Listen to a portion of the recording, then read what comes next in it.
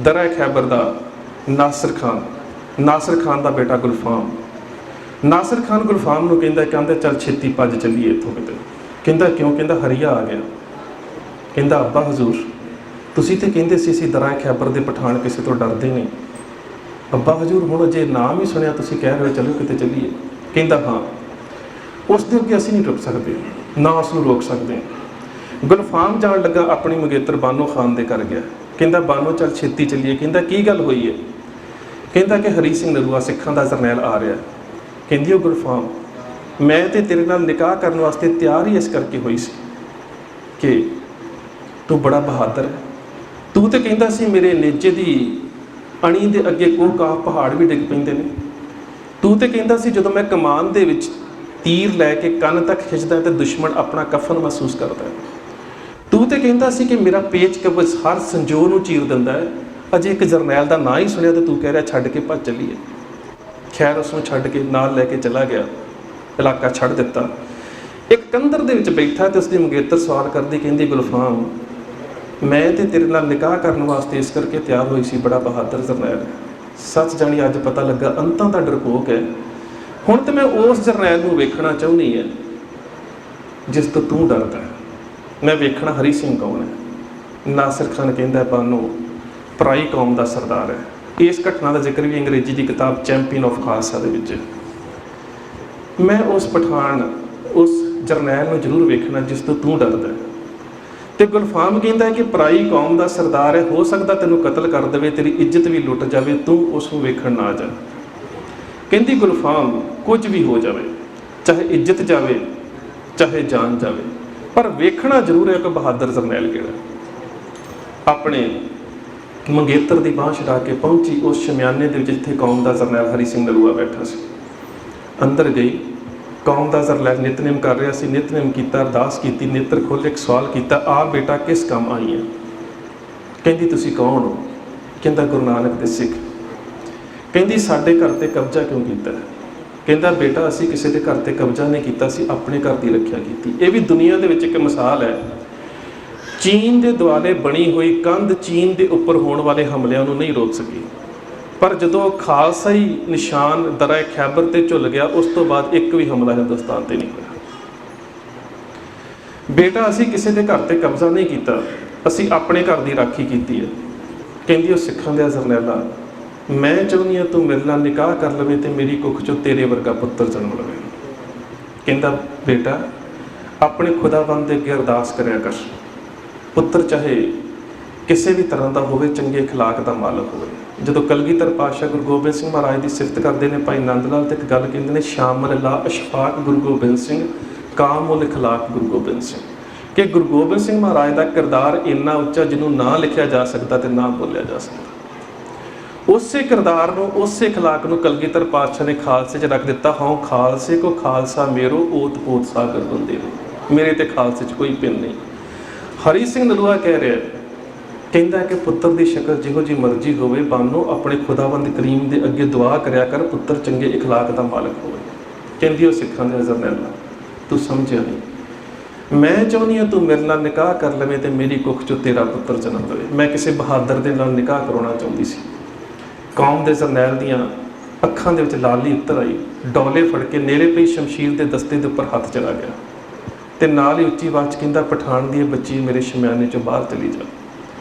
बाहर जान लगी बानो नां दी पठानी अखां दे विच हंझू लैके पिछे नूं मुड़ के वेखदी है, कहंदी वो सिखां दे जरनैला मैं तो सुनिया सी गुरु नानक के दर तो कोई खाली नहीं गया, अज एक पठान की बच्ची गुरु नानक के जरनैल के दर तो खाली जा रही है। कहंदा रुक जा। रुक गई, कोले पई चादर नूं चुक के उसके सिर ते रख के कहंदा बानो तू कहंदी सी ना तेरी कुख दे विचों हरी सिंह नरूए वर्गा जरनैल जन्म लवे, अज तो हरी सिंह नरूआ तेरा पुत्र है, तू मेरी धर्म की माता।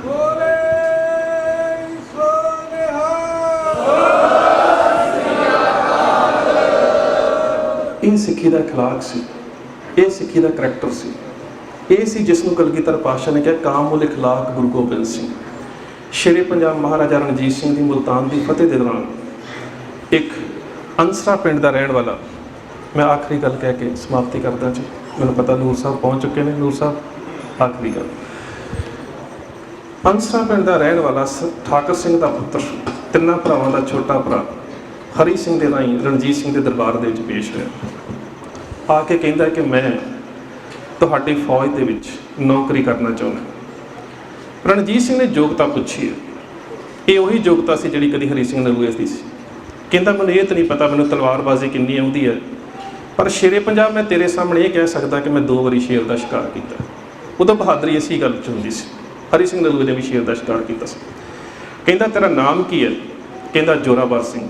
ਕਹਿੰਦਾ ਰਹਿਣ ਵਾਲਾ ਕਿੱਥੋਂ ਦਾ? ਕਹਿੰਦਾ ਕਾਂਗੜੇ ਦੇ ਵਿੱਚ ਅੰਸਰਾ ਪਿੰਡ ਦਾ ਰਹਿਣ ਵਾਲਾ। ਕਹਿੰਦਾ ਫਿਰ ਤੈਨੂੰ ਉਸ ਇਲਾਕੇ ਦੀ ਮੁਹਿੰਮ ਸੰਭਾਲ ਦਿੰਦਾ, ਤੂੰ ਗੁਲਾਬ ਸਿੰਘ ਦੇ ਅਧੀਨ ਕੰਮ ਕਰੇਗਾ। ਉਸਨੇ ਕਿਹਾ ਨਹੀਂ, ਮੈਂ ਗੁਲਾਬ ਸਿੰਘ ਦੇ ਅਧੀਨ ਕੰਮ ਨਹੀਂ ਕਰੂੰਗਾ। ਸ਼ੇਰੇ ਪੰਜਾਬ ਦੇ ਨਾਲ ਉਸਨੇ 3 ਸ਼ਰਤਾਂ ਬਣਾਈਆਂ ਨੇ ਕੰਮ ਕਰਨ ਤੋਂ ਪਹਿਲਾਂ। ਕਹਿੰਦਾ ਪਹਿਲੀ ਗੱਲ, ਮੈਂ ਸਿੱਧਾ ਖਾਲਸਾ ਰਾਜ ਦੇ ਅਧੀਨ ਗੱਲ ਕਰਾਂਗਾ। ਦੂਜੀ ਗੱਲ, ਮੈਂ ਤਨਖਾਹ ਖਾਲਸਾ ਰਾਜ ਤੋਂ ਲਵਾਂਗਾ ਤੇ ਮੇਰੀ ਫੌਜ ਵੀ ਖਾਲਸਾ ਰਾਜ ਦੇਵੇਗਾ। ਤੇ ਤੀਜੀ ਗੱਲ, ਜਿਹੜੇ ਮੈਂ ਇਲਾਕੇ ਜਿੱਤੂਗਾ ਉਹਨਾਂ ਦੀ ਸੰਧੀ ਖਾਲਸਾ ਰਾਜ ਦੇ ਨਾਮ ਤੇ ਹੋਵੇਗੀ। ਇਹ ਜਰਨੈਲ ਚੜਾ ਗਿਆ। ਸਭ ਤੋਂ ਪਹਿਲਾਂ ਇਸਨੇ ਭੀਮਗੜ੍ਹ ਰਿਆਸੀ ਨੂੰ ਜਿੱਤਿਆ। ਮਾਫ਼ ਕਰਨਾ, ਇਤਿਹਾਸ ਦਾ ਵਿਦਿਆਰਥੀ ਹੋਣ ਕਰਕੇ ਇਹਨਾਂ ਆਰਟੀਫੈਕਟਸ ਦੀ ਖੋਜ ਕਰਨੀ ਪੈਂਦੀ। ਤੁਸੀਂ ਹੈਰਾਨ ਹੋਵੋਗੇ, ਕਿਤੇ ਭੀਮਗੜ੍ਹ ਦਾ ਕਿਲ੍ਹਾ ਜਾ ਕੇ ਵੇਖਿਓ, ਤੁਹਾਡਾ 2 ਘੰਟੇ ਦਾ ਸਫ਼ਰ ਹੈ ਸਿਰਫ ਇੱਥੋਂ। ਉਸ ਕਿਲ੍ਹੇ ਨੂੰ ਵੇਖਿਓ ਕਿੰਨਾ ਵੱਡਾ ਹੈ।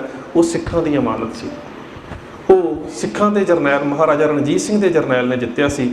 ਅੱਜ ਉਸ ਨੂੰ ਕਿਸੇ ਬੋਰਡ ਨੇ 99 ਸਾਲਾਂ ਦੇ ਉੱਪਰ ਪੱਟੇ 'ਚ ਲੈ ਕੇ ਮੰਦਿਰ 'ਚ ਤਬਦੀਲ ਕਰ ਦਿੱਤਾ। ਸਾਡਾ ਵਿਰਸਾ ਜਾਂਦਾ ਰਿਹਾ, ਅਸੀਂ ਨਹੀਂ ਇਸ ਪਾਸੇ ਸੋਚ ਰਹੇ। ਉਸ ਨੇ ਉਸ ਨੂੰ ਫਤਿਹ ਕੀਤਾ।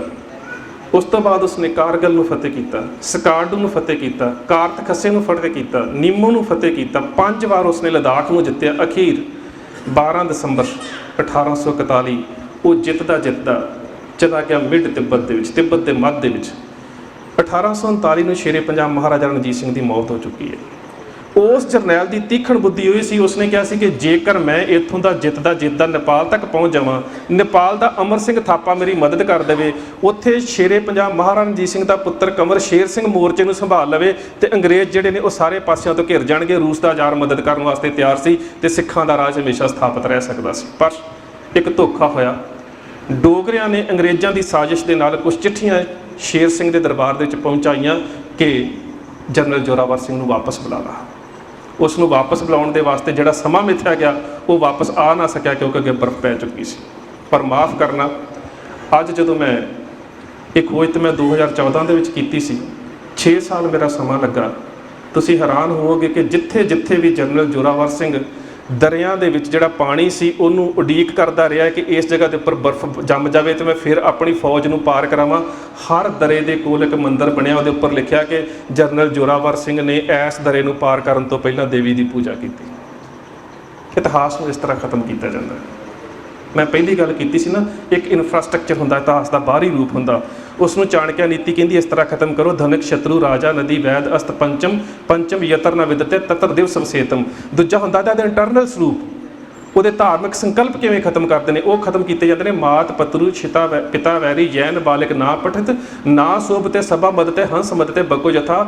ਉਸ ਕੌਮ ਦੇ ਪ੍ਰਚਾਰਕਾਂ ਦਾ ਧਿਆਨ ਉਸ ਪਾਸੇ ਵੱਲ ਕੇਂਦਰਿਤ ਕਰ ਦਿਓ ਜਿੱਥੇ ਅੰਤਰ ਵਿਰੋਧ ਦੀ ਜੰਗ ਪੈਦਾ ਹੋ ਜਾਵੇ ਤੇ ਪ੍ਰਚਾਰਕ ਆਪਣੇ ਅਸਲੀ ਕੰਮ ਤੋਂ ਲਾਂਭੇ ਹੋ ਕੇ ਆਪਸ 'ਚ ਲੜਨਾ ਸ਼ੁਰੂ ਕਰ ਦੇਣ। ਇਹ ਚਾਣਕਿਆ ਨੀਤੀ ਦੇ ਕਥਨ ਨੇ ਦੋਵੇਂ। ਸੋ ਉਸ ਵੇਲੇ ਸ਼ੇਰੇ ਪੰਜਾਬ ਦਾ ਮਹਾਰਾਜਾ ਰਣਜੀਤ ਸਿੰਘ ਦਾ ਇਹ ਜਰਨੈਲ ਵਾਪਸ ਆਉਣ ਲੱਗਾ। ਟੋਇਓ ਤੇ ਟਕਲਾਕੋਟ ਦੇ ਕਬੀਲਿਆਂ ਨੇ ਘੇਰ ਲਿਆ।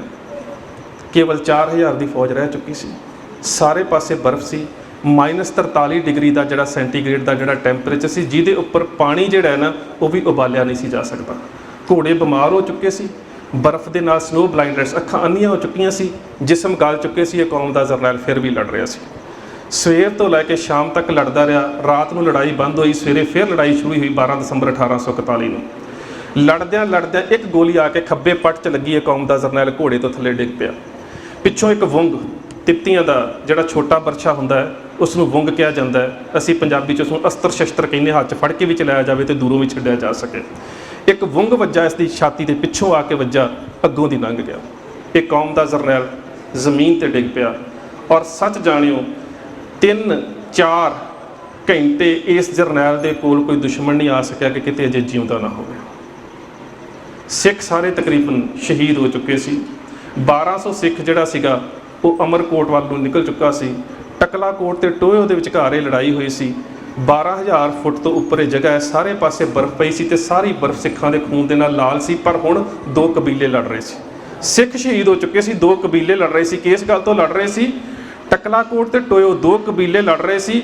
ਇੱਕ ਕਹਿ ਰਿਹਾ ਸੀ ਇਸ ਜਰਨੈਲ ਦੀ ਲਾਸ਼ ਅਸੀਂ ਲੈ ਕੇ ਜਾਣੀ, ਦੂਜਾ ਕਹਿ ਰਿਹਾ ਸੀ ਲਾਸ਼ ਅਸੀਂ ਲੈ ਕੇ ਜਾਣੀ। ਜਦੋਂ ਮੈਂ ਖੋਜ ਕਰਨ ਵਾਸਤੇ ਉੱਥੇ ਗਿਆ, ਮੈਂ ਇੱਕ ਤਿੱਬਤਨ ਬੱਚੀ ਨੂੰ ਪੁੱਛਿਆ, ਮੈਂ ਕਿਹਾ ਬੇਟਾ ਮੈਂ ਉਸ ਜਗ੍ਹਾ ਤੇ ਜਾਣਾ ਹੈ ਜਿਹਦਾ ਸੰਬੰਧ ਸਿੱਖਾਂ ਦੇ ਨਾਲ ਹੈ। ਕਹਿੰਦੀ ਸਿੰਗਲਾਬਾ ਚੋਟਨ। ਤਿੱਬਤੀ ਭਾਸ਼ਾ ਵਿੱਚ ਸਿੰਗਲਾਬਾ ਚੋਟਨ ਕਿਹਾ ਜਾਂਦਾ ਜਿਸ ਜਗ੍ਹਾ ਤੇ ਸ਼ੇਰ ਸੁੱਤਾ ਪਿਆ। ਮੈਂ ਕਿਹਾ ਹਾਂ, ਮੈਂ ਉੱਥੇ ਜਾਣਾ। ਮੈਂ ਉੱਥੇ ਗਿਆ ਤਾਂ ਉੱਥੋਂ ਦੇ ਬਜ਼ੁਰਗ ਨੂੰ ਪੁੱਛਿਆ ਇੱਥੇ ਤੁਸੀਂ ਕੀ ਕਰਦੇ ਹੋ? ਕਹਿੰਦਾ ਹੈ ਕਿ ਜੋ ਉਹ ਕਰਦੇ ਮੈਂ ਬਾਅਦ 'ਚ ਦੱਸਦਾ। ਪਹਿਲਾਂ ਘਟਨਾ ਵਾਪਰੀ, ਦੋ ਕਬੀਲੇ ਲੜ ਰਹੇ ਨੇ, ਉਹ ਕਹਿ ਰਹੇ ਲਾਸ਼ ਅਸੀਂ ਚੁੱਕਣੀ ਹੈ, ਉਹ ਕਹਿ ਰਹੇ ਲਾਸ਼ ਅਸੀਂ ਚੁੱਕਣੀ ਹੈ। ਪੰਜਾਬ ਯੂਨੀਵਰਸਿਟੀ ਪਬਲੀਕੇਸ਼ਨ ਬਿਊਰੋ ਦੀ ਕਰਨਲ GS ਬਲ ਦੀ ਕਿਤਾਬ ਹੈ ਜਨਰਲ ਜ਼ੋਰਾਵਰ ਸਿੰਘ। ਇੱਕ ਕਿਤਾਬ ਹੈ ਫੁੱਟਪ੍ਰਿੰਟਸ ਔਨ ਦਾ ਸਨੋ ਤੇ ਤੀਜੀ ਕਿਤਾਬ ਹੈ ਬਖਸ਼ੀ ਸਾਹਿਬ ਦਾ ਗੁਲਾਬਨਾਮਾ, ਉਹ ਫਾਰਸੀ ਦੇ ਵਿੱਚ। ਇਹਨਾਂ ਤਿੰਨਾਂ ਕਿਤਾਬਾਂ 'ਚ ਇਸ ਚੀਜ਼ ਦਾ ਜ਼ਿਕਰ ਹੈ। ਲਾਸ਼ ਤੋਂ ਲੜ ਰਹੇ ਨੇ। ਅਖੀਰ ਕੁਝ ਸਿਆਣਿਆਂ ਨੇ ਕਿਹਾ ਕਿ ਲਾਸ਼ ਦਾ ਮੁੱਲ ਪਾ ਲਓ। ਦੁਗਦਾ ਕਿਹਾ ਜਾਂਦਾ, ਜਿਸ ਤਰ੍ਹਾਂ ਦੇ ਸਾਡੇ ਮੀਟ ਵੱਢਣ ਵਾਲੇ ਹੁੰਦੇ ਨੇ ਦਾਤਰ, ਉਸ ਨੂੰ ਦੁਗਦਾ ਕਿਹਾ ਜਾਂਦਾ ਤਿੱਬਤੀ ਭਾਸ਼ਾ ਦੇ ਵਿੱਚ। ਇੱਕ ਲੱਕੜੀ ਦੇ ਉੱਪਰ ਉਸ ਜਰਨੈਲ ਦੀ ਲਾਸ਼ ਨੂੰ ਲਿਟਾ ਕੇ ਦੁਗਦੇ ਦੇ ਨਾਲ ਟੁਕੜੇ ਟੁਕੜੇ ਕੀਤੇ ਗਏ ਤੇ ਅੱਜ ਦੇ ਹਿਸਾਬ ਦੇ ਨਾਲ ਹਿਸਾਬ ਲਈ 230 ਰੁਪਏ ਕਿਲੋ ਉਸ ਦਾ ਮਾਸ ਵਿਕਿਆ। ਉਸ ਦਾ ਇੱਕ ਇੱਕ ਵਾਲ 12 ਰੁਪਏ ਦਾ ਵਿਕਿਆ। ਹੁਣ ਕਾਰਨ ਕੀ ਸੀ? ਤਿੱਬਤ ਦੇ ਟਕਲਾਕੋਟ ਤੇ ਟੋਇਓ ਕਬੀਲੇ ਦੇ ਲੋਕ ਯਕੀਨ ਕਰਦੇ ਨੇ ਕਿ ਜੇਕਰ ਸ਼ੇਰ ਦਾ ਮਾਸ ਘਰ 'ਚ ਰੱਖਿਆ ਜਾਵੇ ਜਾਂ ਬੱਚੇ ਦੇ ਮੋਢੇ ਤੇ ਬੰਨਿਆ ਜਾਵੇ, ਬੱਚਾ ਜਿਹੜਾ ਬਹਾਦਰ ਬਣ ਜਾਂਦਾ ਹੈ।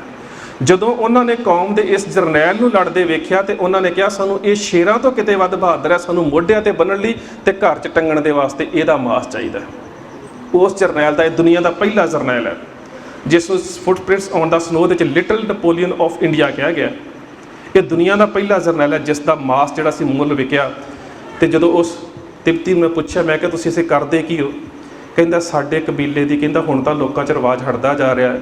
ਪੁਰਾਣੇ ਸਮਿਆਂ 'ਚ ਸਾਡੇ ਕਬੀਲੇ ਦੀ ਕੋਈ ਬੱਚੀ ਜਦੋਂ ਗਰਭਵਤੀ ਹੋ ਜਾਂਦੀ ਸੀ, ਪ੍ਰੈਗਨੈਂਟ ਹੋ ਜਾਂਦੀ ਸੀ, ਢੋਲ ਢਮੱਕੇ ਦੇ ਨਾਲ ਉਹਦਾ ਸਾਰਾ ਲਾਸ਼ ਦਾ ਮਾਸ ਵਿਕਿਆ ਜਾ ਚੁੱਕਾ ਸੀ। ਉਹਦਾ ਇੱਕ ਖੱਬਾ ਹੱਥ ਜਿਹੜਾ ਹੈ ਨਾ, ਉਸ ਨੂੰ ਕੇਵਲ ਉੱਥੇ ਦਬਾ ਕੇ ਰੱਖਿਆ ਗਿਆ ਸੀ। ਕਹਿੰਦਾ ਸਾਡੇ ਕਬੀਲੇ ਦੀ ਔਰਤ ਨੂੰ ਦੀਆਂ ਪਰਿਕਰਮਾ ਕਰਵਾ ਕੇ ਸਾਡਾ ਧਾਰਮਿਕ ਆਗੂ ਅਰਦਾਸ ਕਰਦਾ ਕਿ ਜੇਕਰ ਇਸ ਬੱਚੀ ਦੇ ਘਰ ਪੁੱਤਰ ਜਨਮ ਲਵੇ ਤੇ ਇਸ ਸਰਦਾਰ ਵਰਗਾ।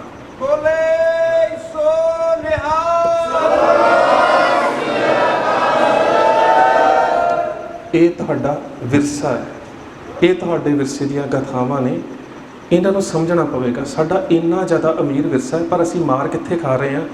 ਇੱਕ ਨਜ਼ੀਰੀਆ ਦੀ ਕੋਟੇਸ਼ਨ ਹੈ, until the lion have no historian history of hunt will glorify the hunter. ਜਿੰਨਾ ਚਿਰ ਸ਼ੇਰ ਆਪਣਾ ਇਤਿਹਾਸ ਨਹੀਂ ਰਚੇਗਾ, ਉਸ ਦਾ ਸ਼ਿਕਾਰ ਕਰਨ ਵਾਲਾ ਸ਼ਿਕਾਰੀ ਹਮੇਸ਼ਾ ਚਲਾਕੀ ਨਾਲ ਸ਼ਿਕਾਰ ਕਰਦਾ ਹੈ ਪਰ ਕਦੀ ਸ਼ੇਰ ਦੀ ਬਹਾਦਰੀ ਦੀ ਗੱਲ ਨਹੀਂ ਕਰਦਾ। ਕਹਿੰਦਾ ਬਹਾਦਰ ਮੈਂ ਸੀ ਜਿਹਨੇ ਸ਼ੇਰ ਮਾਰ ਦਿੱਤਾ। ਸ਼ੇਰ ਦਾ ਸ਼ਿਕਾਰ ਬਹਾਦਰੀ ਨਾਲ ਹੀ ਹੁੰਦਾ, ਚਲਾਕੀ ਨਾਲ ਹੁੰਦਾ। ਸਾਡਾ ਅੱਜ ਤੱਕ ਹਮੇਸ਼ਾ ਸ਼ਿਕਾਰ ਚਲਾਕੀ ਦੇ ਨਾਲ ਹੋਇਆ, ਪਰ ਕੋਤਾਹੀ ਇੱਥੇ ਰਹੀ ਹੈ ਕਿ ਅਸੀਂ ਆਪਣੇ ਇਤਿਹਾਸ ਨੂੰ ਸਿਰਜਿਆ ਨਹੀਂ। ਇਸੇ ਕਰਕੇ ਚਾਹੇ ਅੱਜ ਕੋਈ ਹਿੰਦੂ ਤੋਂ ਵੀ ਰਾਸ਼ਟਰਵਾਦ ਦੇ ਨਾਂ ਅਧੀਨ ਕਹਿੰਦਾ ਜੀ 1857 ਦੀ ਆਜ਼ਾਦੀ 'ਚ ਸਿੱਖਾਂ ਨੇ ਹਿੱਸਾ ਨਹੀਂ ਲਿਆ, ਨਹੀਂ ਸੀ ਲੈਣਾ ਚਾਹੀਦਾ। ਸਾਡੇ ਆਪਣੇ ਮਾਣ ਦੀ ਗੱਲ ਹੈ। ਕੋਈ ਗੁਰੂ ਗੋਬਿੰਦ ਸਿੰਘ ਮਹਾਰਾਜ ਨੂੰ ਰਾਸ਼ਟਰ ਨਾਇਕ ਕਹਿੰਦਾ, ਕਲਗੀਧਰ ਪਾਤਸ਼ਾਹ ਗੁਰੂ ਗੋਬਿੰਦ ਸਿੰਘ ਮਹਾਰਾਜ ਨੂੰ ਰਾਸ਼ਟਰ ਨਾਇਕ ਦੇ ਦਾਇਰੇ 'ਚ ਕੈਦ ਨਹੀਂ ਕੀਤਾ ਜਾ ਸਕਦਾ। ਇਸੇ ਤਰ੍ਹਾਂ ਸਾਡੇ ਇਤਿਹਾਸ ਨੂੰ ਖਤਮ ਕੀਤਾ ਜਾ ਰਿਹਾ। ਇਸ ਨੂੰ ਸਮਝਣ ਦੀ, ਸੰਭਾਲਣ ਦੀ, ਵਿਚਾਰਨ ਦੀ, ਘੋਖਣ ਦੀ ਤੇ ਦੁਬਾਰਾ ਕਲਮ ਬੰਦ ਕਰਨ ਦੀ ਲੋੜ ਹੈ। ਸੋ ਇੰਨੀਆਂ ਕੁ ਬੇਨਤੀਆਂ ਪ੍ਰਵਾਨ। ਨੂਰ ਸਾਹਿਬ ਤੋਂ ਖਿਮਾ ਦਾ ਜੱਜ ਕੇ ਮੈਂ 2-4 ਮਿੰਟ ਵੱਧ ਲੈ ਗਿਆ। ਇੰਨੀਆਂ ਕੁ ਬੇਨਤੀਆਂ ਪ੍ਰਵਾਨ ਜੀ। ਵਾਹਿਗੁਰੂ ਜੀ ਕਾ ਖਾਲਸਾ, ਵਾਹਿਗੁਰੂ ਜੀ ਕੀ ਫਤਿਹ।